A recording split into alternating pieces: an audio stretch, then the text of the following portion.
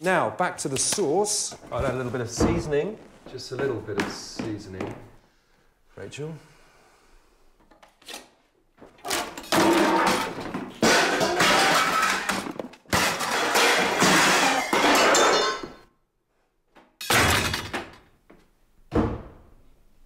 Well, today's lesson. The importance of durable Kohler cast iron sinks. And honesty is the best policy.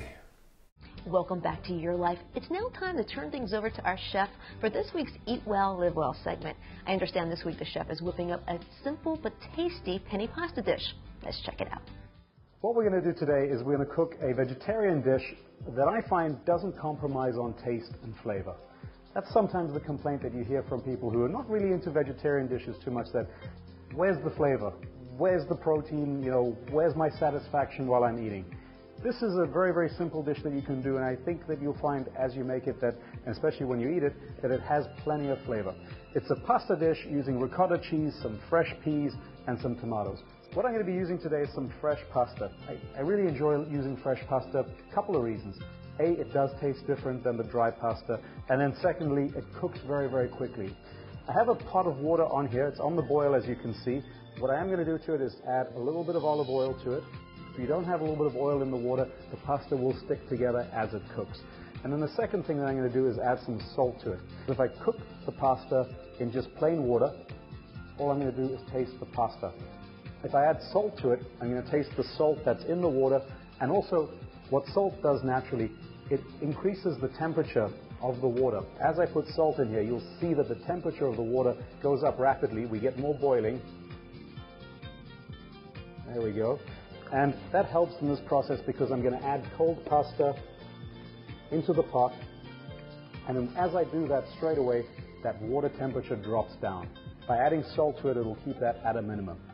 So as I add the pasta, just make sure you give it a quick little stir so that nothing is sticking on the bottom. And turn that all the way up to a nice high heat, and that will come to a boil in just a couple of seconds. So while that's going on, I'm going to get the other ingredients together. I have a non-stick pan on the back here. I'm just going to put a little bit of olive oil into that. Got some great tomatoes over here, cherry tomatoes. They work very, very well. We're just going to roll them in the pan. You want these to heat all the way through and kind of get them to the point where they're getting ready to burst. Keep them tossing in the pan there. I can see here already the skin is just starting to break on them, but I do want that to break down just a little bit more. So we'll keep those cooking over there. At this point now, the pasta's been in the water for a couple of minutes, so it's going to be very, very close to ready. I've got some peas here. These are nice fresh peas. I'm going to dump them right in there with the pasta and just let those cook. Again, they take just a couple of minutes and they can cook in with the pasta. You already have some flavor building up in the water, so the peas will actually taste like more than they are. At this point now, we're going to mix together the rest of our components that will bring this dish together. I've got some ricotta cheese over here. This is low-fat ricotta cheese, which is a great product to use. Plenty of flavor, and you're actually being good to your body as well by making sure that it's low-fat. There we go, into the bowl. A little bit of Parmesan cheese. I'm going to reserve just a little bit of the Parmesan cheese so I can finish the pasta dish at the end. And then we're going to chop some fresh chives. And I'm going to do the same thing with the chives. I'm going to keep some of the chives for the dish at the end just to garnish it with. There we go. Chop those nice and small. Scrape them up. Put them into our mix here. And then I'm going to take the same chives here and just cut a little bit longer, about 1 inch long battens.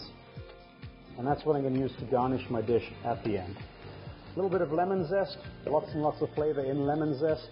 Make sure that when you're using a lemon zester and you're using zest while you're cooking, that you really cook this for a very little time, short time. That keeps the flavor nice and fresh. And make sure as well that you're just getting the yellow parts of the lemon. If you start to get down into the white part, into the pith, that's the part that's a little bit bitter. You also need just a touch of lemon juice, so I'm going to cut that lemon open now. There we go, squeeze that over the top. Just before I mix these all together now, I'm going to take my water off the boil, turn that off. There we go. Drain the pasta, drain the peas. There we go.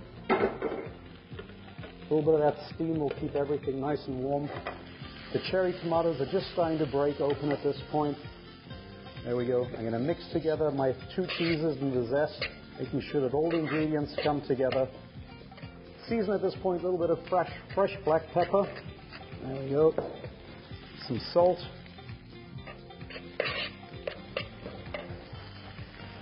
Take some of the pasta and the peas straight into my pan. There we go. And add the ricotta mixture.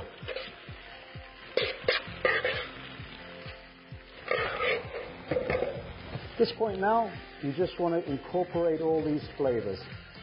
We're going to be very careful not to let this boil because the cheese will start to split out.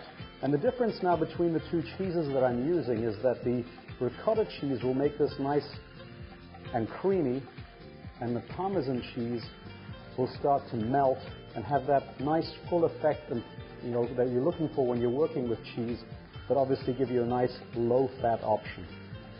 And that's enough just to heat it through. It's plate up time. There we go. So just turn that into the bottom of the dish. It's a nice generous serving for 1 person. There we go. We'll keep the rest of it just warm over there. Take some of the chive battens that I have, sprinkle them over the top. A little bit of the Parmesan cheese that I kept as an extra on there. A little bit of fresh black cracked pepper over the top. And there we have a dish that any person who really enjoys meat is going to taste and go, you know what, I'm not sacrificing flavor or taste. Thank you, Chef. Now, if you missed jotting the recipe down, or if you want to see it again, log on to our show's website. That's yourlifetv.com.